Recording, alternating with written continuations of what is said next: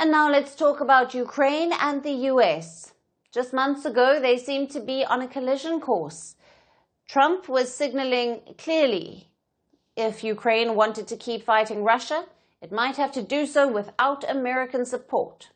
Russia seemed to have Trump's ear. And the US president engaged in a public spat with Ukraine's leader Volodymyr Zelenskyy.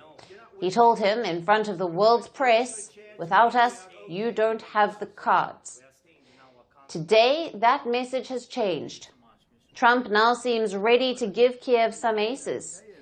The US is set to provide Ukraine with intelligence that will help Kyiv strike deep inside Russia. Fresh reports have emerged. Apparently, Trump has approved a new policy.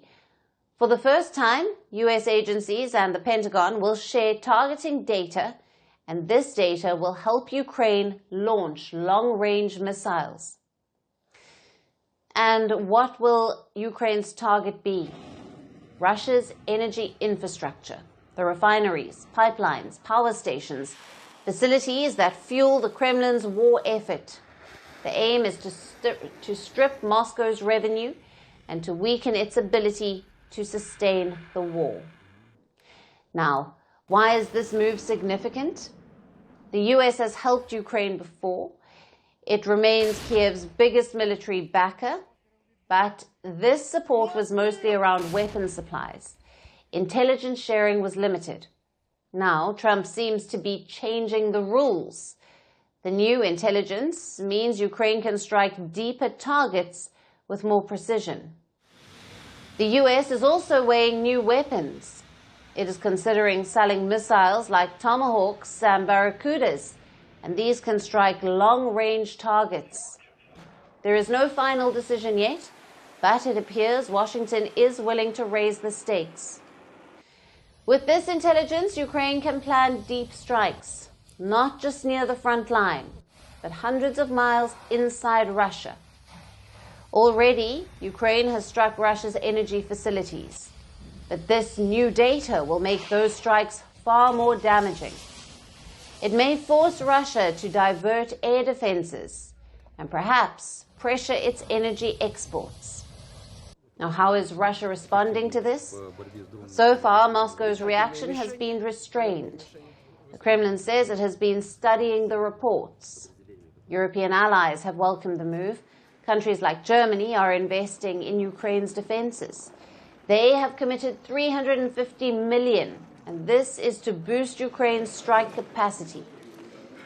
Europe sees three priorities: air defenses, holding the front line, and the ability to hit deep into Russia. For a smaller army like Ukraine's, taking the fight beyond the front is essential. This shift marks a big change for Trump. Since taking office in January, he tried to broker a ceasefire.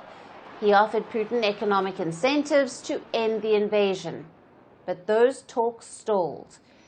Putin did not respond. The negotiations collapsed. Now, Trump is taking a different course. He recently posted online that Ukraine could recover all of its territory at the United Nations, but he was even more blunt. It's not making Russia look good. It's making them look bad. No matter what happens from here on out, this was something that should have taken a matter of days, certainly less than a week. And they've been fighting for 3.5 years and killing anywhere from 5,000 to 7,000 young soldiers, mostly soldiers, on both sides, every single week. From 5,000 to 7,000 dead young people. Trump is clearly changing his tone. It remains to be seen if he follows up with his words, with tangible support on the battlefield for Ukraine. But either way, Trump's statements show Ukraine may have more cards to play. Most importantly, it has been a green light from America to keep striking deep inside Russian territory. For Moscow, this shift may force a rethink. For Kyiv, it's a new opening.